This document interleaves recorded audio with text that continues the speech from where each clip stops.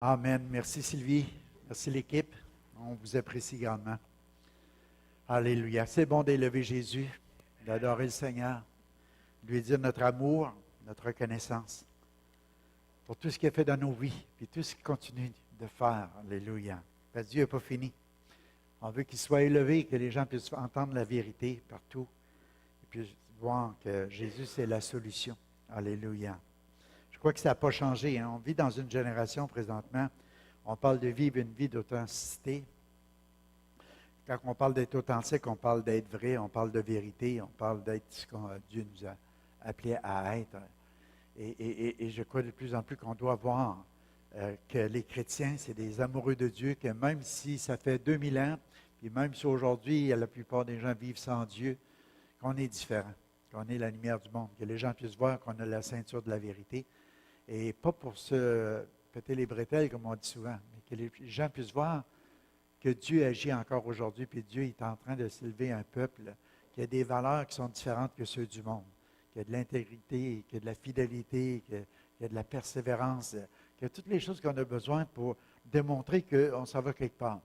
Et ce matin, on va continuer avec le thème de la foi, puis une pensée qui me venait, j'essaie d'imaginer que quand Noé a bâti une arche, il l'a bâti pas avec le but de voir un bateau sur une montagne. Comprenez-vous ce que je veux dire?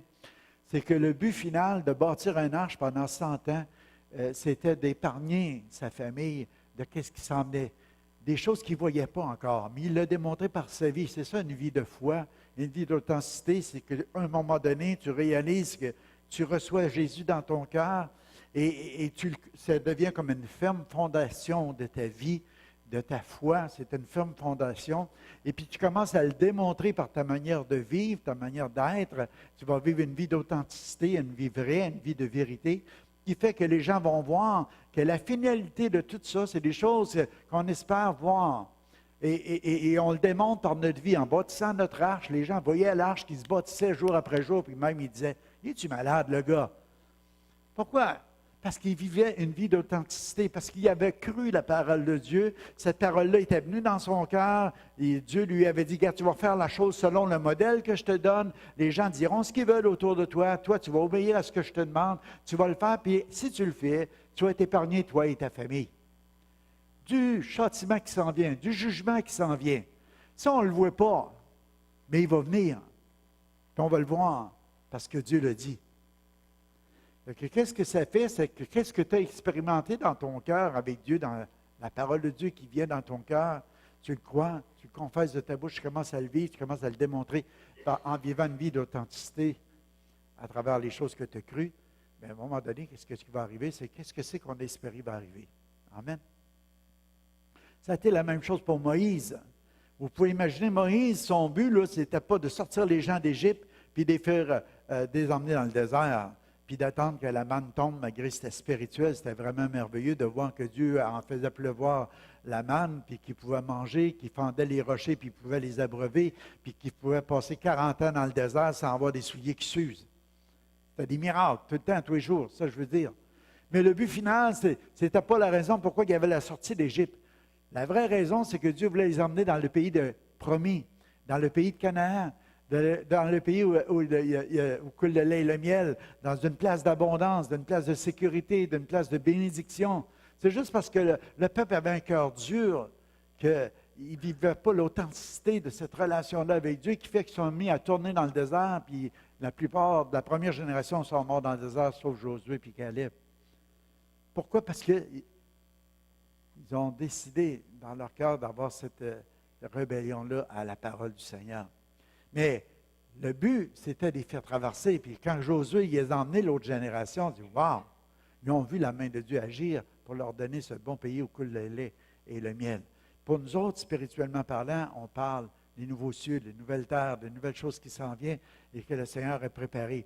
Que toute notre vie, ce n'est pas juste pour vivre une belle vie en bas, malgré qu'on va vivre une vie beaucoup plus belle dans l'authenticité de la parole de Dieu, parce que les projets de Dieu sont des projets de bonheur et non de malheur. Dieu veut qu'on soit heureux sur cette terre. Quand on reçoit Jésus comme Sauveur et Seigneur dans notre vie, quand on commence à mettre en pratique les principes qu'on retrouve dans sa parole, je vais vous dire, on peut vivre une vie vraie, authentique, puis les gens vont voir en nous qu'on n'est pas des gens malheureux, qu'on n'est pas des gens tristes, qu'on n'est pas des gens battus, qu'on est des gens plutôt qui sont privilégiés, qu'on a un esprit de famille qui est développé, qu'on vit de la joie, qu'on vit de l'amour, qu'on vit de la paix, qu'on a un but dans notre vie, puis qu'on vit cette vie-là authentique devant les gens, et les gens peuvent avoir confiance en nous autres. On ne sera pas des voleurs, on ne sera pas des menteurs, on ne sera pas des adultères, on ne sera pas des meurtriers. Ce n'est pas ça notre but. Notre but, c'est de vivre avec authenticité dans la vérité de la parole de Dieu. Puis tout ça fait en sorte qu'on vit en paix les uns avec Dieu, des uns avec les autres, puis on vit en paix avec Dieu. C'est qu'on peut resplendir et être bien. Même si on vit des épreuves, même si on vit des tourmentes, on va vivre bien. Dans les derniers messages qu'on a entendus, c'était sur la foi. Le but, c'était, la première chose, c'est qu'on a suivi Jésus dans les différentes maisons de la Galilée. Puis qu'est-ce qu'on a vu? On a vu des signes, des prodiges, des miracles. On a vu des gens qui avaient de la fièvre être guéris, comme la belle-mère de Pierre. On a vu comme la fille de Jairus qui était morte puis qui est ramenée à la vie. On a vu plein de choses comme ça dans chaque maison qu'on a visitée, que ce soit Zachée, un cœur transformé, qui est prêt à donner plein de choses aux gens, parce que sa vie a changé, parce qu'il a accueilli Jésus dans sa maison. On a vu plein d'exemples comme ça, ou comme Simon qui accueille Jésus, qui oublie de lui donner simplement de l'eau pour laver ses pieds, puis de bien l'accueillir, tandis que cette femme-là qui rentre, puis qui met toutes ses larmes sur ses pieds, qui les essuie avec ses cheveux, puis qui est prêt à donner tout son parfum. On a vu des exemples où quand Jésus commence à visiter et à rentrer dans les maisons, il y a des choses incroyables qui y arrivent. C'est du surnaturel. Il y a des transformations, il y a des changements, il y a des miracles. Et la semaine d'après, quand j'ai revenu avec la seconde prêche sur le niveau de la foi, je vous ai dit, la foi, il faut apprendre à l'étirer. C'est comme un muscle. On veut la développer, on veut devenir fort, on veut devenir ferme dans la foi. Et pour ça, des fois, on vit des épreuves. Les épreuves sont là, puis ils nous apprennent à être patients, à vraiment dépendre de Dieu. Et c'est une façon d'étirer notre foi. Notre vie chrétienne, on veut la vivre authentique, on est conscient de ça, qu'on va vivre toutes sortes de saisons, toutes sortes d'étapes, il va arriver toutes sortes de choses. Mais chose qui est sûre, c'est qu'on développe notre foi. Et quoi que ce soit qu'on va traverser ou vivre, on va rendre gloire à Dieu, on va remercier le Seigneur, parce qu'on va être plus que vainqueur à travers tous ces événements-là. Et ce matin, je veux juste continuer en disant une vie d'authenticité, car rien n'est impossible à Dieu. Le Père va toujours rester fidèle à sa parole. Tu as 2 points importants qu'on avait soulignés la semaine passée, je ne sais pas si vous vous souvenez, c'était de passer du temps au pied de Jésus, un peu comme Marie, puis être comme Marthe, être enseignable. Quand on a ces 2 attitudes-là, ces 2 éléments importants dans nos vies, c'est qu'on va commencer à grandir dans la foi. On va commencer à développer notre foi. Puis on va commencer à voir qu'il va y avoir des choses impossibles qui vont arriver. Le premier exemple, je le mettais comme, c'est quand que l'ange est venu annoncer à Marie qu'elle va être la mère de Jésus. Elle est en train de lui dire, écoute, là, ça va te surprendre un peu. Tu n'auras pas de relation sexuelle, tu ne connaîtras pas d'homme, mais l'ombre du Tout-Puissant va descendre sur toi, le Saint-Esprit, l'ombre va venir. Et puis tu vas tomber enceinte, tu vas enfanter un fils, puis ce fils-là, ce ne sera pas n'importe qui, ça va être le Fils de Dieu. Pouvez-vous imaginer une jeune fille? Des fois, il faut s'arrêter à ça. Une jeune fille qui est sur la terre, qui est là, elle se prépare au mariage, elle est en amour avec Joseph, elle est fiancée. Il y a des projets d'avenir pour elle. Et tout à coup, quelque chose de surnaturel se produit. Un ange vient de lui annoncer ça. Et non, c'est impossible. C'est impossible. Mais elle a dit qu'il me soit fait selon ta parole. Ça a commencé là. C'est une vie d'impossibilité de mettre au monde quelqu'un sans connaître un homme. Mais parce que Dieu l'a dit, Dieu peut le faire. Est-ce que Dieu l'a fait? Jésus est apparu, Jésus est venu. Il y a eu toutes sortes d'interventions surnaturelles de Dieu pour prouver que Jésus était le Messie, le fils de David, celui qui attendait, celui qui viendrait pour sauver les gens. Qu'est-ce que je veux vous enseigner à travers ça ce matin, c'est nous devons apprendre à mettre toute notre confiance en lui pour lui plaire en toutes choses. Sans la foi, il est impossible de plaire au Père. Il y a des choses qui viennent, qui semblent impossibles, mais parce que Dieu le dit. Parce que je crois à ce que Dieu dit. Parce que je crois à la parole de Dieu. Je vais mettre ma vie en règle avec Dieu. Je veux vivre une vie d'authenticité. Je veux vivre quelque chose qui est vrai parce que je crois dans cette parole-là que Dieu m'a dit pour ma vie. Puis avec les années, d'année en année, moi je peux vous le dire parce que je l'ai vécu, puis il y en a d'autres ici dans l'Église qui l'ont vécu, c'est que c'est vrai. Parce que ça marche. Parce que Dieu le dit. Amen. Alléluia. Ma prière, c'est que votre foi grandisse toujours plus. Parce qu'on va plaire de plus en plus au Père de cette façon-là. Amen. Et que comment est-ce qu'on va faire? Donc, on va regarder à ce que la parole de Dieu nous enseigne. Que je désire vous partager que l'impossible peut devenir possible quand nous mettons notre confiance dans la parole de Dieu. Mais il y a des choses à faire pour que cela devienne possible. C'est ça qu'on va parler un peu. On doit apprendre à compter sur les promesses de Dieu. On doit apprendre à compter sur les promesses de Dieu parce qu'ils sont oui puis amen. Quand Dieu dit une chose, il est capable de l'accomplir. Amen. Parce que c'est Dieu. Parce que c'est Dieu. On va regarder un deuxième exemple ici. On va lire le passage qui dit dans Romains 4, 17. Comme dit l'Écriture, j'ai été établi pour être le père d'une multitude de peuples.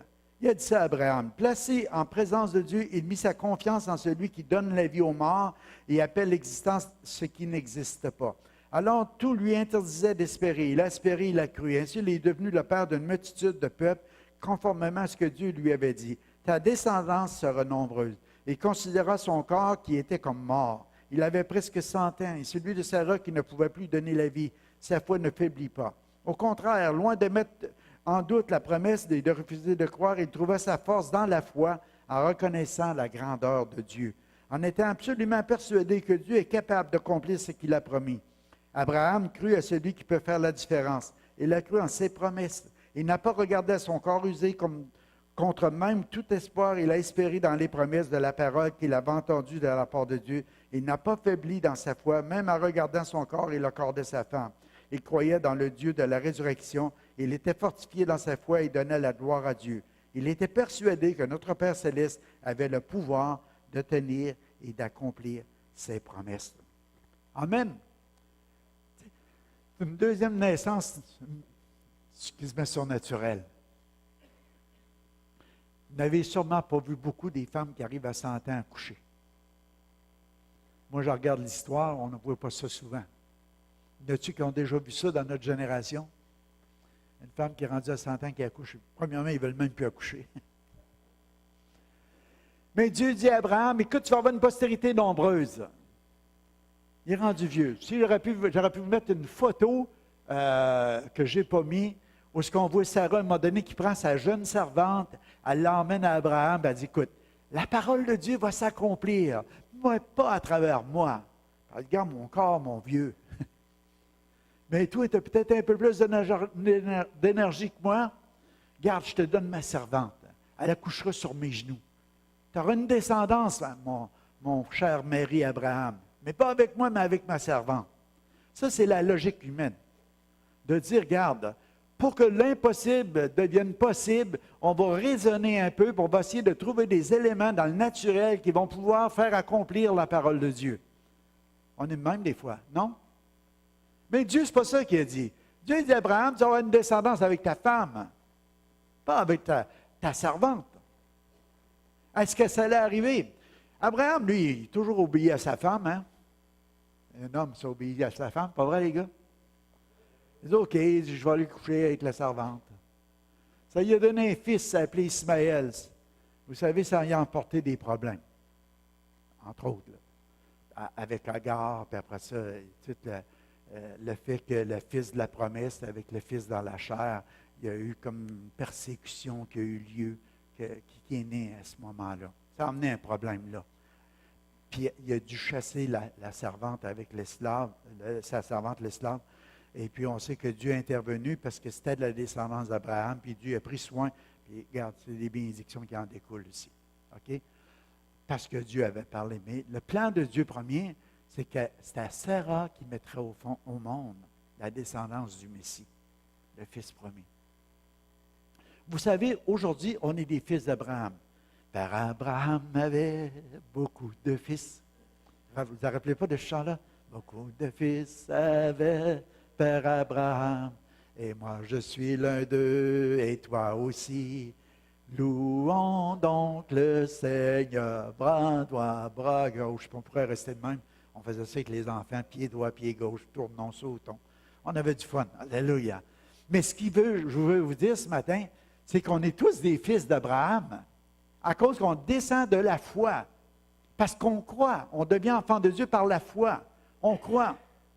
Tu sais, comment il y en a qui ont vu Dieu jusqu'à présent? Avec des yeux de la chair, pas beaucoup. On peut avoir des fois des expériences mystiques, mais il reste que les gens peuvent mettre en doute ces choses-là. Mais on croit par la foi que Jésus est venu il y a 2000 ans. On croit qu'il est mort sur la croix à cause de nos fautes, de nos péchés. On l'accepte comme le sauveur dans notre âme, comme notre Seigneur de notre vie. Puis tout ça s'est fait dans notre cœur. Puis Jésus vient habiter dans notre cœur. Puis nous savons, par expérience personnelle, que Dieu est vivant, que Dieu existe, que Dieu est là, que sa parole est vraie. Mais tout ça parce qu'on le reçoit par la foi.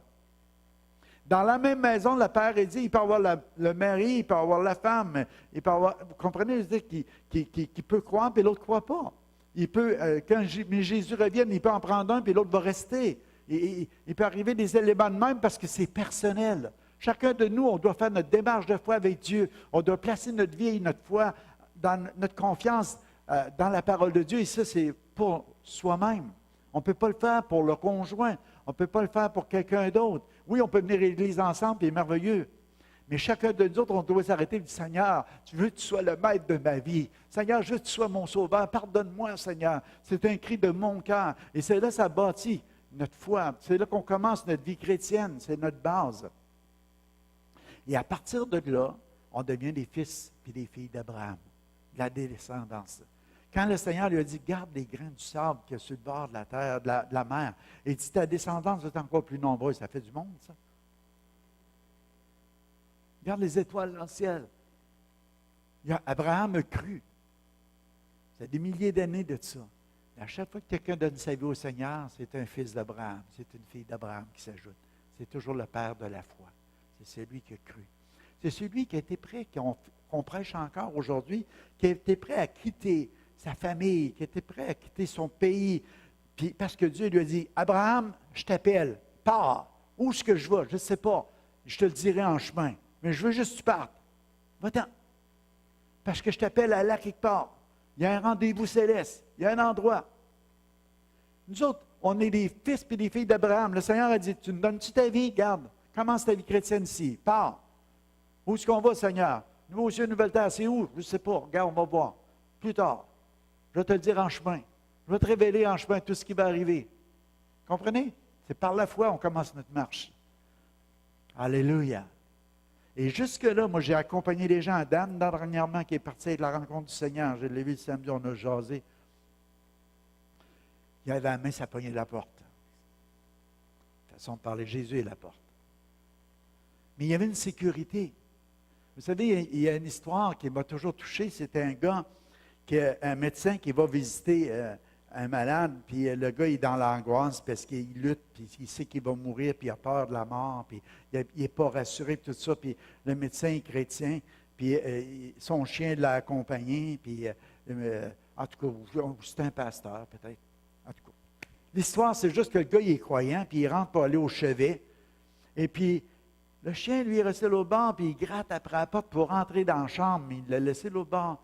Là, il parle avec le gars qui se prépare à mort, puis il y a de l'angoisse, il y a de la peur, puis il dit, garde. Il dit, sais-tu qu'est-ce qui arrive? Il dit, t'entends-tu? Il dit, ça gratte dans la porte. Il dit, oui, ça, c'est mon chien. Il dit, mon chien, il n'est jamais venu dans ta chambre. Il ne sait pas qu'est-ce qu'il y a ici. Une chose qu'il sait, il sait que moi, j'y suis. C'est pour ça qu'il veut rentrer. Et quand tu as une relation avec Jésus, quand tu sais que tu vas rejoindre le Seigneur, la crainte et la peur n'est plus là, l'angoisse n'est plus là. Le Seigneur nous dit qu'il nous délivre de la crainte de la mort parce que la vie est déjà en nous, sa vie est déjà en nous, puis c'est juste comme traverser une porte, c'est aller dans un endroit où il n'y a plus de deuil, plus de larmes, plus de tristesse. Je sais qu'on a prié pour quelqu'un qui est décédé, c'est un missionnaire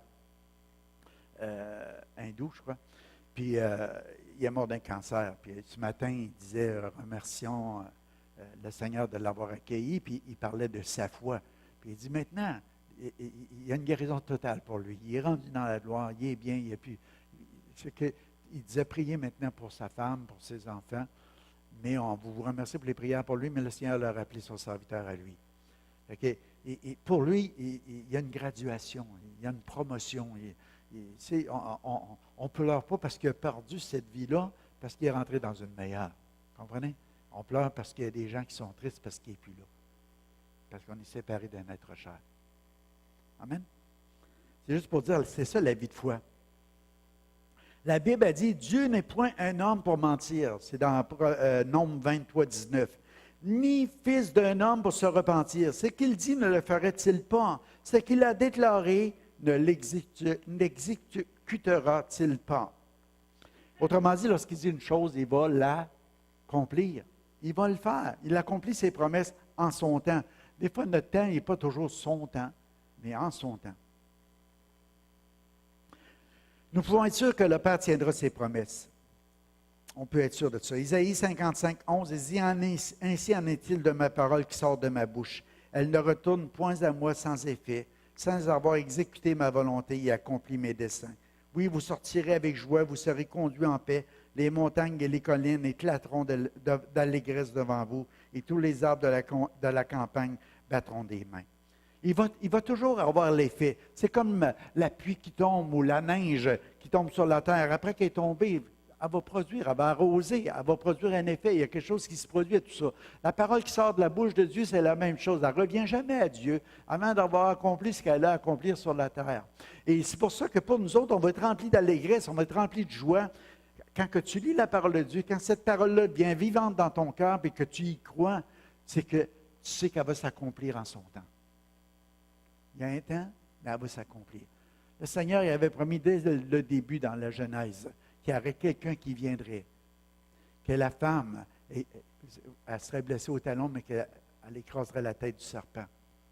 Puis, des fois, tu te dis, mais c'est quoi toute cette prophétie-là? Pourquoi le Seigneur dit ça? Mais quand que Dieu a dit cette parole-là, il savait qu'un jour, la femme Israël, le peuple d'Israël, mettra au monde un fils qui s'appellera Jésus, fils de David, ça soit Marie, et qu'à un moment donné, c'est elle qui écraserait la tête du serpent. Ce n'est pas la femme, mais Jésus, la descendance. Et Jésus, à la croix du Calvaire, l'a vaincu une fois pour tout. Parce qu'à cause de la faute d'Adam et Ève, on avait les conséquences du péché. Mais Jésus est venu nous racheter. Puis c'est pour ça qu'il a écrasé la tête. Fait que toutes les paroles qui sortent de la bouche de Dieu vont s'accomplir. Puis ça ne restera jamais vide. Alléluia. J'écrivais le Père a un but et qu'il désire atteindre et il atteindra son but. Nous serons alors dans la paix et dans la joie. C'est pour ça qu'il dit au lieu de l'épine, qu'est-ce que c'est qui va s'élever? C'est le cyprès. Il y a une différence entre un épine et un cyprès. Vous connaissez un peu les arbres? Essayez d'imaginer, tu regardes, au lieu de l'épine, tu vas avoir un cyprès. C'est tellement différent de voir ce que Dieu peut faire, l'impossible. C'est ça que Dieu veut nous montrer. Fait qu'on va être dans la joie. Amen? Alléluia. On va aller à la suivante. Pour que tout ça se produise, il faut vivre une vie d'intimité, de relation avec le Père. Jacques 5,16 dit « Confessez donc les péchés les uns les autres, priez les uns pour les autres afin que vous soyez guéris. La prière fervente du juste a une grande efficacité. Élie est un homme de la même nature que nous. Il priait avec instance pour qu'il ne plût point. Il ne tombait point de pluie sur la terre pendant 3 ans et 6 mois. Puis il pria de nouveau et le ciel donna la pluie et la terre produisit son fruit. » Pourquoi que je vous dis ça? Parce que c'est tellement important. Jacques, il n'est pas en train de nous dire, je ne parle pas de Jacques Massé, mais Jacques n'est pas en train de nous dire, regarde, il faut commencer à dire, bon, qu'est-ce que tu as fait comme péché, Daniel, cette semaine? Ah ouais, confesse devant toute l'Assemblée. Ah, Maurice, dis pas tout ça, il faut prendre la réunion. Mais tu sais, quelques-uns. C'est pas ça que Dieu veut. Pas ça que Jacques veut dire. Jacques est en train de dire que quand j'ai fait quelque chose à quelqu'un, tu sais, j'ai parlé en mal de quelqu'un, j'ai mal agi avec quelqu'un, j'ai manqué d'amour envers quelqu'un. Il y a quelque chose qui va m'empêcher d'avoir cette relation-là, d'entretenir cette intimité-là avec le Père et avec le corps de Christ. Et ça va empêcher de voir l'impossible arriver. Ça va empêcher de voir des miracles se produire. C'est pour ça que c'est important que pour nous autres de marcher dans l'authenticité, de marcher dans la pureté, de marcher dans la sainteté, de réellement rechercher à vivre comme Jésus vivait, d'être capable de dire, regarde, j'ai péché, j'ai manqué, je suis capable de me repentir, je suis capable de confesser, je suis capable de dire, écoute mon frère, je t'ai blessé. Écoute, mon frère, tu m'as blessé. Ça a fait du mal. Il y a quelque chose qui est là dans mon cœur. Il y a de l'amertume, il y a de la colère, il y a des choses, il y a de la rancune. Mais regarde, je veux que ça soit réglé parce que je ne pourrais pas voir l'impossible arriver avec cet esprit-là. Comprenez ce que je veux dire ce matin? C'est qu'on a besoin de dire, Seigneur, pardonne-moi, purifie-moi. Mais un peu plus, on a besoin, parce qu'on croit à ça, de faire une démarche, d'aller le démontrer parce que notre foi est bien fondée sur la parole de Dieu. On est capable de faire une démarche et de dire à la personne, garde, j'ai mal agi. Je suis capable de m'humilier. Dieu fait grâce aux humbles. Il résiste aux orgueilleux. Comment est-ce qu'on peut vivre dans l'authenticité de la foi tant qu'on est en chicane, même au niveau des couples, dans ta propre maison, d'avoir une parole dure pour ta femme ou une femme manque de respect envers son mari, puis de dire Dieu va exaucer nos prières?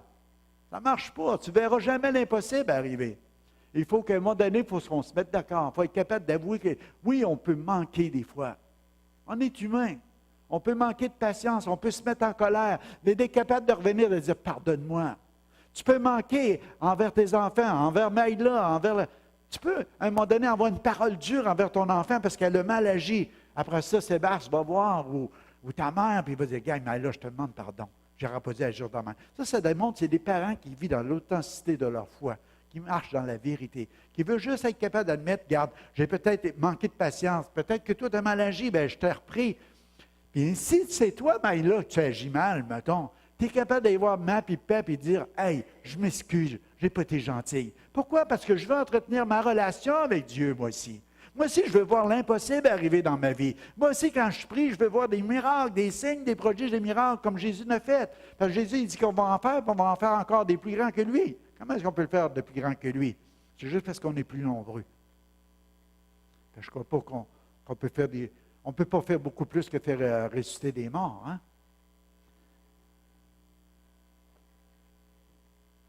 C'est déjà pas pire. Mais ce que je suis en train de dire, c'est que ce n'est pas une histoire de vieux ou de jeunes. C'est une histoire juste d'enfant de Dieu. Quand tu vis une relation avec Dieu, une intimité avec le Père, mais tu veux que cette intimité-là soit avec le corps de Christ parce que tu veux voir l'impossible devenir possible. Tu veux voir des choses arriver. Quand tu pries pas juste pour le plaisir de dire, bon, là, il faut que je passe une demi-heure en prière. Bon, Seigneur, sauve la ville d'Amos. Seigneur, sauve ci, sauve ça. Mais on veut qu'il soit sauvé. On veut qu'il arrive quelque chose dans la vie des gens. On veut que le Seigneur devienne le Seigneur de leur vie. Quand on prie, on veut être exaucé. Fait que, Seigneur, qu'il n'y a rien dans ma vie, je veux marcher avec authenticité dans mon cœur, avec toi dans ma relation, parce que je veux que ma prière soit puissante comme celle d'Élie. Élie a dit, garde, qu'il ne pleuve pas pendant 3 ans et demi. Parce que sur la parole de l'Éternel, là, c'est pas parce que je me lève un bon matin et je dis, regarde, moi, je n'ai assez de la neige qui tombe en Abitibi-Témiscamingue. Pendant 3 ans et demi, Seigneur, on veut voir la Floride arriver ici, sauf les tornades. Non, mais sur la parole de l'Éternel. Si Dieu dit à un moment donné, la chose va devenir possible. Élie, Dieu lui avait dit, garde, le peuple s'est détourné de moi. Puis Akab et toute la gang, il y avait 400 prophètes de Baal, et puis il invoquait puis il faisait toutes sortes de choses qui entraînaient le peuple dans la prostitution spirituelle. Il s'était éloigné du cœur de Dieu. Dieu dit, ça en est assez. On va faire venir la famine sur ce pays-là.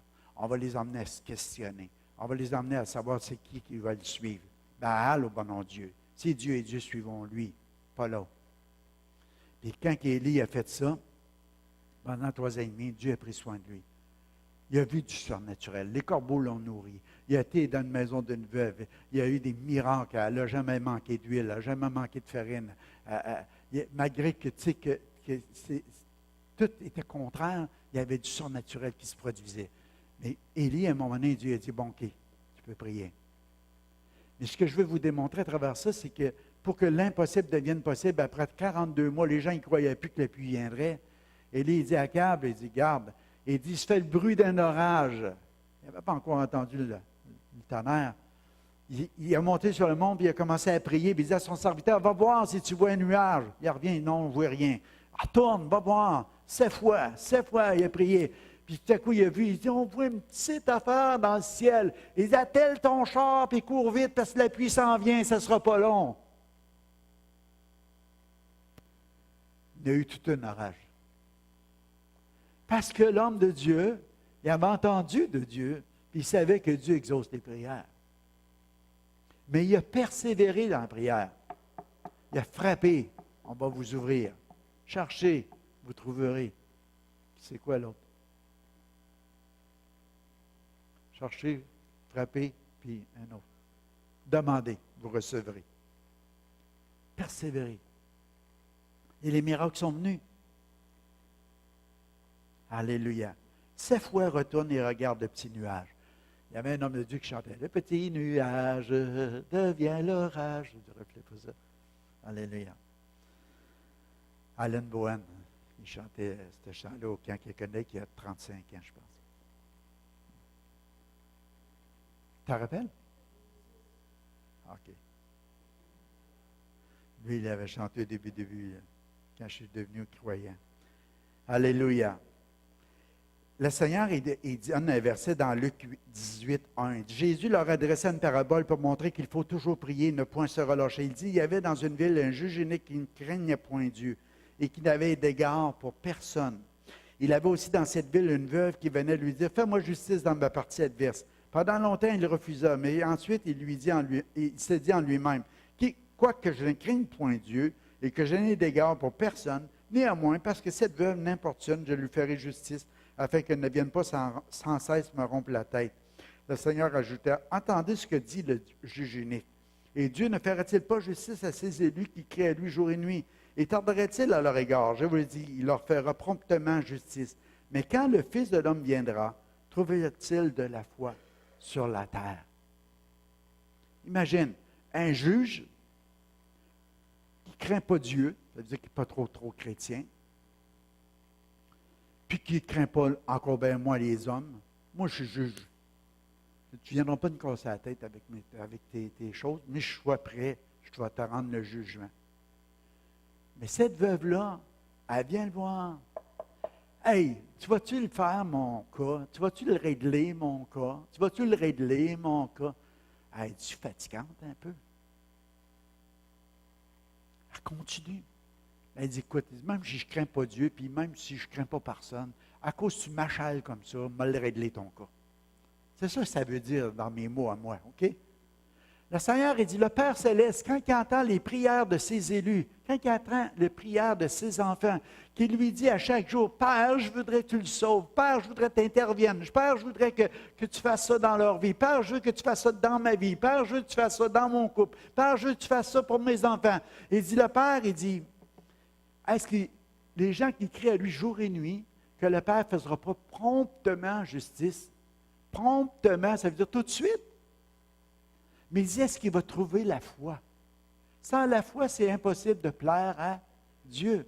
C'est pour ça qu'il faut étirer notre foi, il faut développer notre foi, il faut vraiment la tester, parce que c'est elle qui va nous permettre d'être patients, de persévérer, puis de continuer à demander pour que Dieu puisse emmener l'impossible à être possible.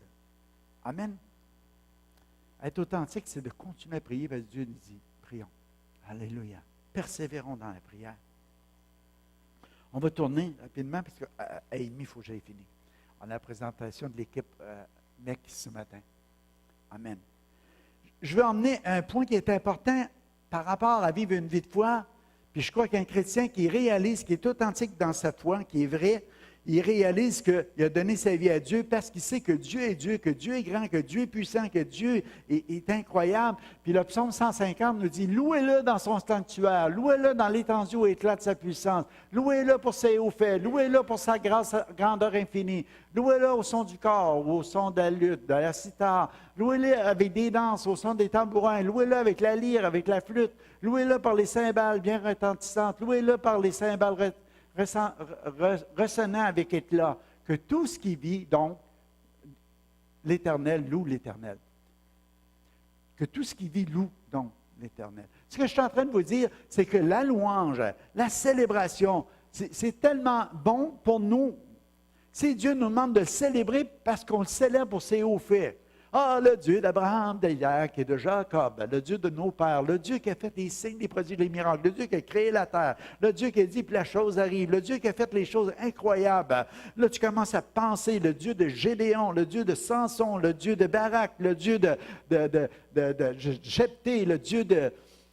Nommez tous les hommes de Dieu qui ont une histoire que vous avez lue dans la parole de Dieu, puis commencez à rentrer le Dieu de Billy Graham, le Dieu de David Wilkerson, le Dieu des gens qui ont fait la différence dans notre génération, qui ont vu des signes, des miracles. Puis là, qu'est-ce qu'il fait dans ton cœur? Ça fait monter ta foi. Tu dis, oh, le Dieu du possible. Alléluia. Le Dieu qui prend l'impossible et qui emmène ça possible. C'est ça. Le Dieu d'Élie, le Dieu d'Élisée.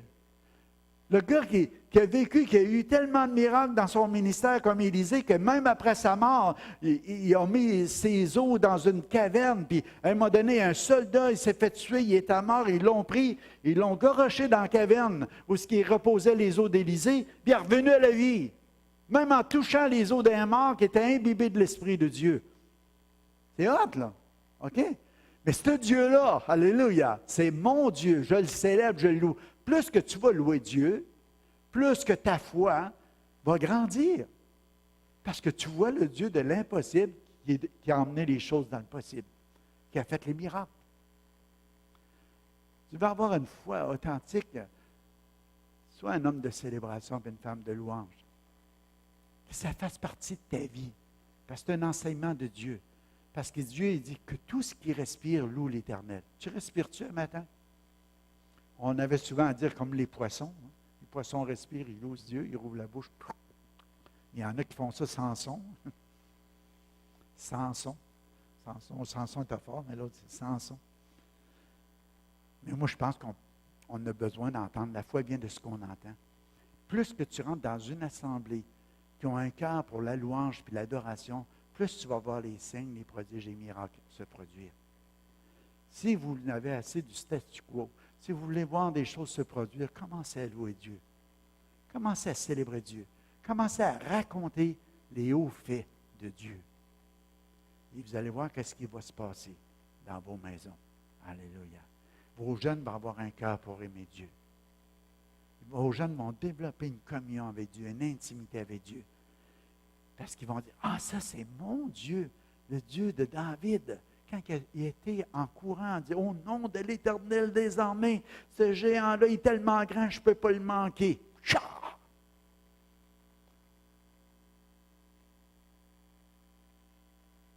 Au lieu de regarder juste ce qu'il voyait, les impossibilités, il a commencé à regarder des possibilités avec Dieu.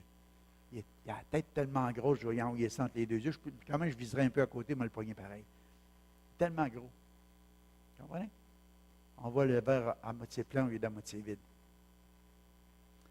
C'est bon parce que le point suivant, c'est qu'il faut emmener à confesser des paroles positives dans la foi. Pas toujours voir le négatif dans toutes ces choses-là. Je regardais, imaginons Paul et Silas en prison, sous les coups.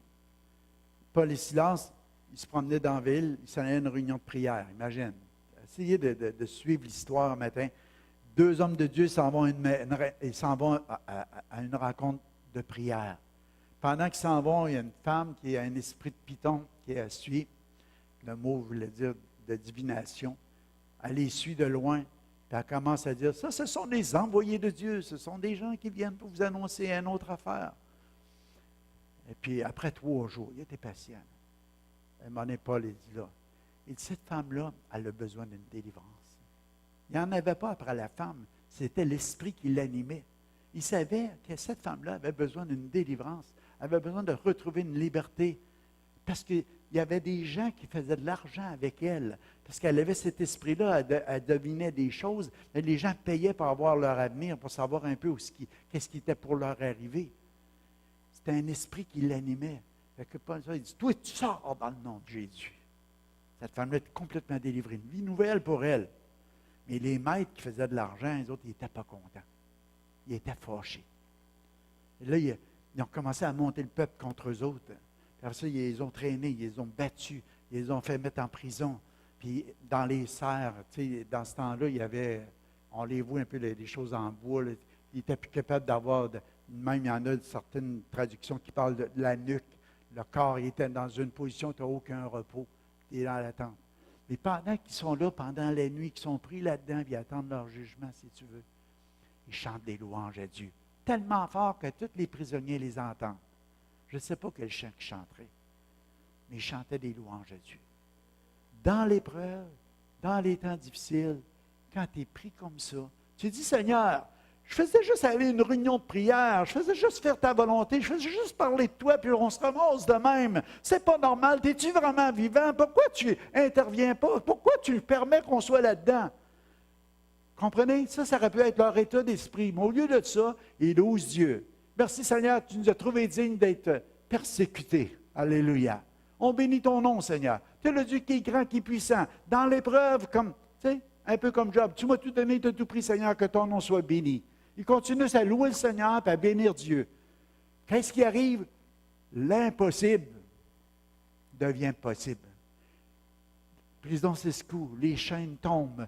Le geôlier veut se donner la mort parce que si, à un moment donné, les portes de prison s'ouvrent, puis un prisonnier s'échappe, le geôlier sait qu'il va mourir puis il va avoir du tourment. Il a monté à s'enlever la vie tout de suite pour ne pas souffrir. Puis là, Paul dit, fais-toi pas de mal, la personne qui est partie d'ici.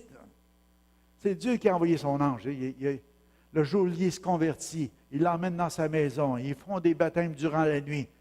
Le lendemain, il revient. Vous comprenez ce que je veux dire? C'est le surnaturel. L'impossible devient possible parce que tout à coup, il y avait des hommes dans l'épreuve, dans un temps difficile, qui ont décidé de célébrer Dieu, de bénir Dieu, malgré tout. Ça fait que ça, c'est des gens authentiques. Leur foi, ce n'est pas juste quand ça va bien. Même quand ça va mal, on continue à louer le Seigneur parce que Dieu va faire sortir du bien, même du mal. Tout concourt au bien de ceux qui aiment Dieu, de ceux qu'il a appelés selon son dessein. Même la persécution. Et heureux serez-vous si vous serez persécutés parce que, oui, on peut l'être. Alléluia. Oh boy, il resterait une minute pour finir les deux derniers. Une vie d'authenticité. On va aller à la suivante. Or, la foi est une ferme assurance des choses qu'on espère et une démonstration de celles qu'on ne voit pas. Ce que j'écrivais, le Père répondra à nos prières, c'est certain. C'est bien certain. Je vais juste vous lire pour pas... littéralement, le mot assurance, OK? Or, la foi est une ferme assurance. Le mot assurance veut dire pilier. C'est un ferme pilier. La foi, c'est un ferme pilier, une colonne ferme, un poteau, un pylône. OK? C'est la même chose, des choses qu'on espère. Donc, la foi, c'est le pilier, c'est quelque chose sur quoi on repose, des choses qu'on espère. Suivez-moi. C'est la conviction la plus solide qui soit accordée par le Père de la réalité des choses que nous pouvons recevoir de lui. Parce que c'est la parole de Dieu. Allô? Parce que c'est la parole de Dieu. Il n'y a rien de plus solide que la parole de Dieu. C'est ça la foi. La foi vient de ce qu'on entend, ce qu'on entend vient de la parole de Dieu. C'est la chose la plus solide que tu peux déposer ta vie ce matin. Puis après ça, tu le démontres. Ça dit, une ferme assurance des choses qu'on espère et une démonstration de celles qu'on ne voit pas. C'est que tu vas vivre toute ta vie appuyé sur cette parole-là. Au sens figuré, je vais continuer. Le mot, ce terme décrit la liberté et la joie de l'homme qui prie Dieu. Le mot parasia, en grec, rendu en français par assurance, signifie avoir la liberté de tout dire. C'est d'être vraiment authentique. Il désigne la franchise et le courage. Employé au sens figuré, ce mot s'applique à la confiance et à la gaieté. Il désigne l'aplomb de l'homme rebelle devant son Créateur. Ce mot traduit aussi le terme hébreu « Japha », signifiant littéralement « apparaître dans un éclat de lumière ». Nous pouvons demander à Dieu d'apparaître dans toute sa splendeur pour répondre à notre besoin. Mais en même temps, c'est comme la base de ta foi, la parole de Dieu. Tu t'assis là-dessus. Et puis après ça, par ta vie, les gens voient un éclat de lumière. Par la fondation de ta vie, parce que tu crois à la parole de Dieu, tu la reçois dans ton cœur, tu la confesses de ta bouche. Suivez-moi ce matin, les enfants, ils ne se sauveront pas, vous allez voir. Qu'est-ce que ça va vous emporter? Ça va vous emporter, votre vie va va apparaître comme un éclat de lumière. Puis les gens vont voir que votre foi, que vous basez sur la parole de Dieu, va être démontrée par votre manière de vivre dans l'authenticité, dans la vérité. Ils vont voir la gloire du Père, puis les choses que tu t'attendais vont arriver. Alléluia. Amen. Vous me suivez? Moi, je trouve ça bénissant de voir ces thèmes-là. Qu'est-ce que ça enseigne? Ce thème encore décrit la liberté et la joie d'un homme juste qui prie. Une démonstration est une preuve par quoi une chose est prouvée ou est testée. Une chose que nous apportons à la lumière parce qu'elle ne se voit pas encore. C'est dans cette foi-là que nous pouvons plaire au Père. C'est quand les gens voient que qu'est-ce que tu dis, tu le fais. Quand tu vois de qu'est-ce que tu crois. Moi, je crois que Jésus est mon Sauveur, mon Seigneur. Je crois que sa parole est vérité. Je donne ma vie à Dieu, puis maintenant je la démontre par ma manière de vivre. Dieu dit, instruis l'enfant dans la voie qu'il doit suivre, il ne s'en détournera pas quand il sera vieux. Ah? Bon, Dieu m'a dit ça. Ça, c'est la parole de Dieu. Ça, c'est quelque chose de ferme, de solide. Moi, je peux m'appuyer là-dessus. C'est ma fondation. Je vais instruire l'enfant dans la voie qu'il doit suivre. C'est quoi la voie qu'il doit suivre? Il doit devenir un enfant de Dieu. Il doit aimer le Seigneur. Il doit apprendre qu'il y a un temps pour se lever, il y a un temps pour se coucher, il y a un temps pour jouer, il y a un temps pour manger, il y a un temps pour faire les choses. Un père châtie l'enfant qu'il aime. Oh, palais, ça, je n'aime pas celle-là, cette phrase-là. Moi, je n'ai pas envie de battre mon enfant. Et le Seigneur dit, ménage pas la verge. Ah, je n'ai pas envie de sortir la verge, pas en tout. Tu n'as pas besoin de la sortir bien souvent. Mais si tu as besoin, par exemple, t'aimes assez pour pouvoir corriger, reprendre, instruire, parce que tu veux que ton enfant réussisse. L'enfant, quand il est jeune, il va te démontrer déjà qu'est-ce qu'il va devenir plus tard. Si tu regardes un enfant qui a 4, 5 ans, puis tu le regardes aller, tu dis, oups, là, il ne fonctionnera pas dans la société plus loin. C'est le parent qui est responsable de l'instruire dans les voies de Dieu. Amen. Ça ne veut pas dire qu'il faut devenir violent, là. OK, enlevez ça. Le pasteur, il ne dit pas qu'il faut que tu sortes ta ceinture à tous les soirs et tu donnes des bonnes volets à tes enfants. Non. Mais ce que je dis, si ça peut aller jusque-là, parce que tu vois que c'était nécessaire, ça prend de l'amour, parce que tu vas pleurer avec. Moi, j'ai déjà pleuré avec mes enfants quand je les ai repris des fois. Ça me faisait mal.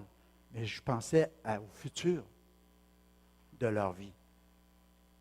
Fait que, moi, je n'étais pas dans mes écrits, là, mais c'est parce qu'on va avoir mec qui attend après moi. OK. Alléluia. Ne t'ai-je pas dit que si tu crois, tu verras la gloire de Dieu?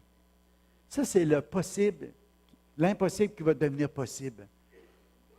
Écoute, dans cet exemple-là, je voulais juste dire, cette maladie n'est point la mort. Jésus, il dit, écoute, Lazare, il est malade, il est tombé malade, j'ai entendu des nouvelles, il faudra qu'on se rende rapidement, mais garde, cette maladie, c'est pour la gloire de Dieu.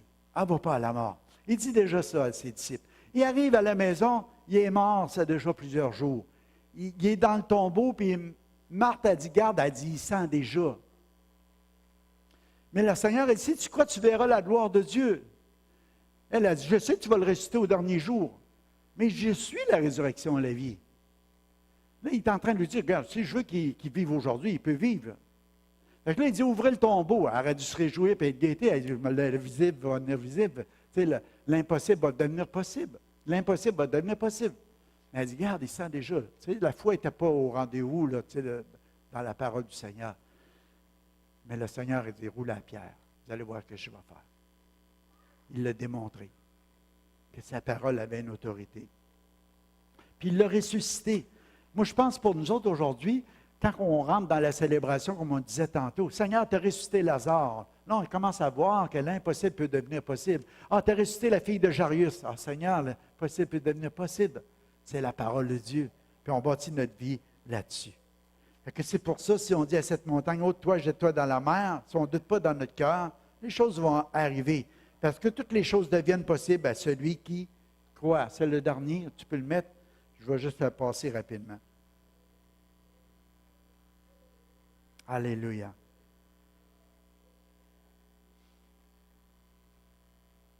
Alléluia. Je voulais juste terminer peut-être juste avec cette parole-là. Une parole qui donne des résultats, c'est la femme grecque qui demande à Jésus de chasser un démon hors de sa fille. Et puis, j'aurais pu avoir plusieurs autres points, mais je vais le laisser tomber, j'ai été un peu long. Mais cette femme-là, elle a une fille qui est tourmentée, puis elle dit, Seigneur, il faudrait que tu la libères. Puis le Seigneur, il dit, moi, je ne suis pas venu pour toi. Toi, tu es une Grecque, là. Moi, je suis venu pour les Juifs, là.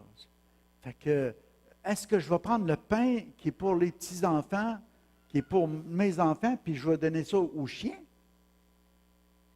Imagine, ça a l'air dur comme parole. Le Seigneur la regarde. Elle la regarde le Seigneur, elle dit, oui, mais elle dit, tu sais, les chiens, là, ils ramassent les miettes qui tombent en bas de la table. Puis elle dit, ça va être suffisant. Imagine la foi de cette femme-là qui est en train de dire à Jésus, garde, tu n'as même pas besoin de priver les enfants d'Israël de leur pain. Fais juste me permettre de ramasser les miettes qui vont tomber de la table, qu'eux autres, ça ne les intéressera même pas. C'est les chiens qui vont aller les manger. Le Seigneur a dit, oh, ta foi est grande, toi. Il dit, va dans ta maison, c'est déjà réglé. Le problème est réglé. Elle est retournée dans sa maison, puis sa fille était délivrée. L'impossible devient possible avec Dieu. Elle était authentique dans son cœur. Elle n'a pas regardé à elle-même que Jésus l'offensait en disant ça. Elle l'a regardé plutôt à dire, regarde, le besoin que ma fille est là est tellement grand. Je veux tellement l'avoir libérée de ça. Il faut qu'il se passe de quoi. Il faut qu'il se passe de quoi dans ma maison. Les miettes, ça va être suffisant. Juste des graines qui tombent de la table vont être suffisants. Puis ça a été quoi? Suffisant. Ça a été suffisant. Est-ce que vous allez vivre une vie de foi? C'est pas grave, laisse-le faire. En autant qu'il ne vire pas ton pied en envers. Alléluia. Gardez ici, s'il vous plaît. On termine par ça ce matin. Voulez-vous voir des miracles dans vos vies? L'impossible devenir possible. On connaît le Dieu de l'impossible.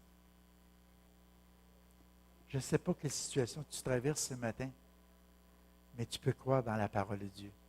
Dieu a des projets de bonheur, de paix, d'amour, de joie pour vous ce matin. Daniel, tu veux-tu venir une petite... Ah ben, je ne sais pas. Juste une petite... M'excuse d'Europe. Juste une petite musique, parce qu'on veut reprendre l'attention. Moi, je ne pense pas que Dieu voulait qu'on amène tout ce message-là sur la foi depuis quelques semaines, sans qu'il y ait quelque chose qui se passe dans nos cœurs ce matin.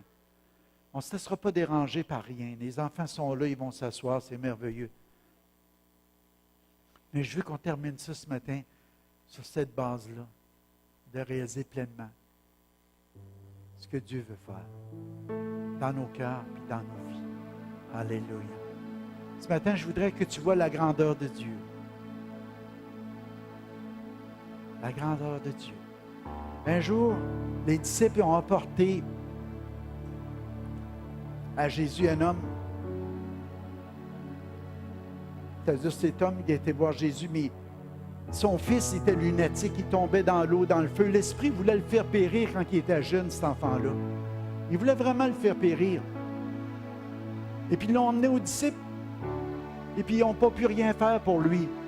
Puis là, ils ont été trouver Jésus, puis ils ont dit, j'ai emmené mon fils à tes disciples, ils n'ont rien fait pour lui. Puis Jésus il a dit, combien de temps je vais être avec vous autres, race d'incrédules?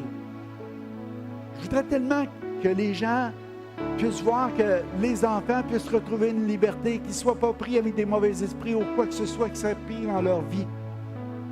Ça prend que chacun de nous autres, qu'on puisse réaliser aujourd'hui que si on voit la grandeur de notre Dieu, si on vit une vie authentique avec Dieu, c'est qu'on ne laissera pas dans nos maisons des enfants qui vont être pris avec quoi que ce soit des problèmes, mais qu'on va pouvoir prendre autorité dans le nom du Seigneur. Ça nous dit que le Seigneur a délivré cet enfant-là. Puis les disciples ont été voir le Seigneur, mais ils ont dit, mais pourquoi qu'on n'a pas pu? Il dit, c'est à cause de cette sorte de démon ou cet esprit-là. C'est par la prière, par le jeûne, il faut passer du temps dans ma présence. Moi, je crois, frères et sœurs, ça nous enseigne ce matin que l'intimité avec le Père, c'est quelque chose d'important pour développer notre foi. Pour être capable d'apporter la liberté dans nos maisons, qu'on soit capable d'emmener nos enfants qui vont suivre le Seigneur en toute liberté, dans la joie. Que rien ne va les tenir dans le privé de toutes les bénédictions que Dieu a pour leur vie. Ce matin, tu as peut-être des enfants qui sont jeunes, tu as peut-être des enfants qui sont plus vieux, tu as peut-être des ados, peut-être tu as des gens qui sont rebelles, peut-être qu'il y a des situations qui sont difficiles, mais crois ce matin que le Dieu de l'impossible peut rendre les choses possibles à tous ceux qui croient. Soyons de ceux qui demandent ce matin. comme cette veuve au juge unique, à plusieurs reprises. Fais-moi justice, Seigneur. Je te prie ce matin que les prières des enfants de Dieu qui sont dans ce lieu, Seigneur, des fils et des filles d'Abraham, qui croient au Dieu de l'impossible, Seigneur, dans leur requête de prière, qu'ils soient exaucés, Père. Que les miracles se produisent dans leur maison, dans leur foyer, Seigneur, dans toutes ces requêtes qu'ils te font connaître ce matin. Que l'impossible devienne possible, Père. Je te prie, parce que tu es le Dieu de l'impossible. Au nom de Jésus. Au nom de Jésus. Amen. Alléluia. Alléluia. Ce matin, ce que j'ai dans mon cœur, c'est de vous dire que le Seigneur veut bâtir vos vies sur quelque chose qui va reposer sur des piliers solides. Votre foi sur la parole de Dieu. Si Dieu l'a dit, est-ce que je peux me confier sur d'autres choses de plus important sur la déclaration de qu'est-ce que Dieu a dit? Non. Je dois bâtir ma vie sur ce que Dieu a dit. Si je veux avoir quelque chose d'éternel, si je veux voir l'accomplissement de tout ce que le Seigneur a promis, de toutes ses promesses qui sont oui et amen.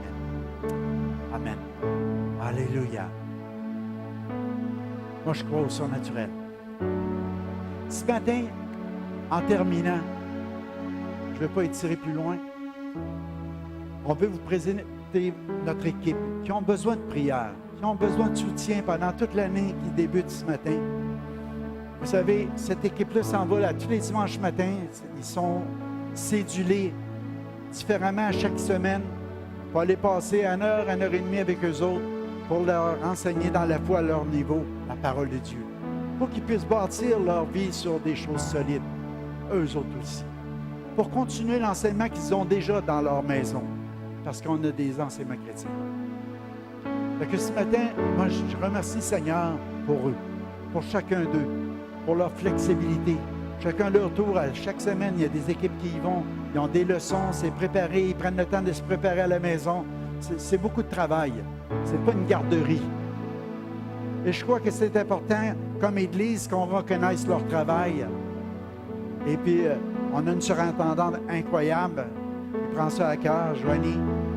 Je la vois, elle est là, Joanie, qui fait un travail incroyable avec l'équipe. Et puis, je disais à Joanie cette semaine, il y a des priorités. Les bâtisses, l'autre bord, c'est pour l'éducation chrétienne. Puis j'ai dit, toutes les locales que l'autre bord, premièrement, c'est pour l'éducation chrétienne. Il manque d'espace, j'ai dit, on va faire le ménage. Mais on va faire des choses qui vont être importantes pour que nos enfants aient tout ce qu'ils ont besoin pour s'épanouir, grandir, puis maturer dans la foi. Et je veux remercier Joanie parce qu'elle travaille fort là-dessus. Et puis ce matin, on veut présenter l'équipe, c'est elle qui va le faire. Puis après ça, on va prier pour eux autres. Que le Seigneur les utilise pendant toute l'année à former une génération qui va marcher dans la foi, qui vont vraiment, comment dire, assir leur vie sur des fondations solides, sur la parole de Dieu. Expliquer leur niveau. Que Joanie, ce matin, on veut l'accueillir, c'est notre surintendant. Amen.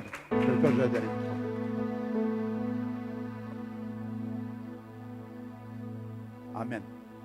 Je remercie Joanie d'accepter de répondre à ce défi-là. C'est la deuxième année qu'elle travaille là-dedans avec nous autres.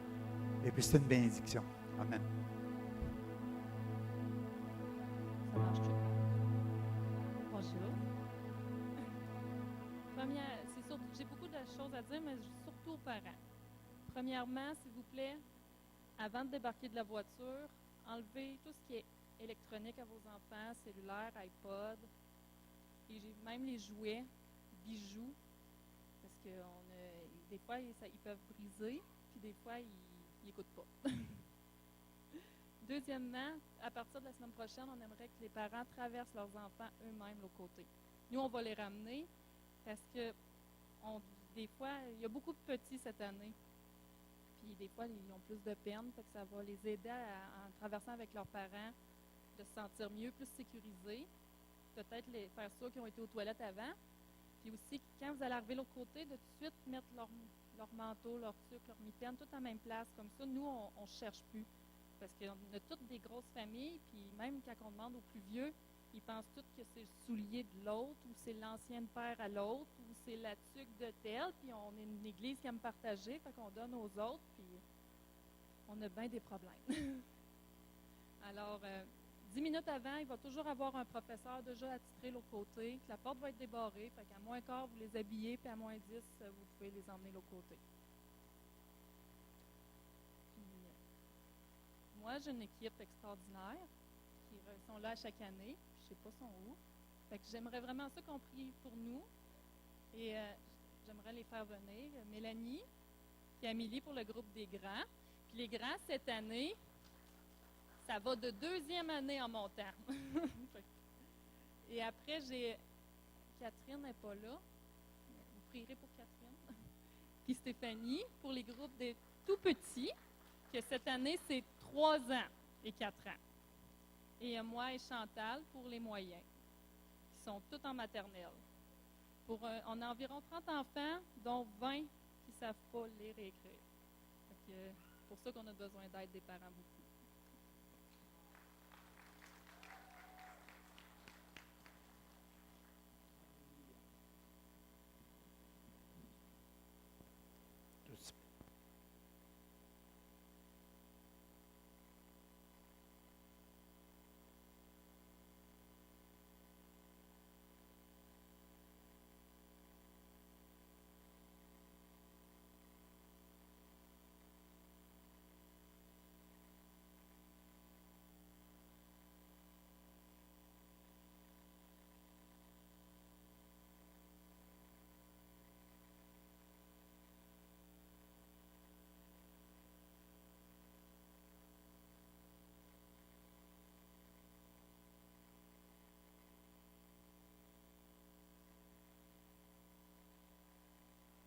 OK, c'est beau. Excuse-moi, hein, parce que je ne m'entends plus des fois. Mais je peux te dire une chose, c'est que elle y va par cœur. C'est ça qui est important à l'école du ministère de l'Éducation chrétienne, c'est qu'on est là parce qu'on aime les enfants. Puis c'est ça qui ressort. Fait que je remercie le Seigneur pour votre équipe, pour qu'est-ce que vous êtes, puis pour qu'est-ce que vous êtes aussi, mais comment vous vous donnez à chaque semaine, puis merci pour le travail. Puis je rends grâce à Dieu pour ça. Ce matin, vous savez ce qu'on va faire? On va les appeler à venir juste ici en avant, là, un petit peu plus proche. Vous allez venir, tout le monde. On va venir mettre les mains sur eux autres. Puis après ça, on va pouvoir juste les saluer, leur dire merci. Alléluia. Mais on va prier pour eux autres ensemble, toute l'Église. Vous savez, si on n'a pas d'enfants au ministère des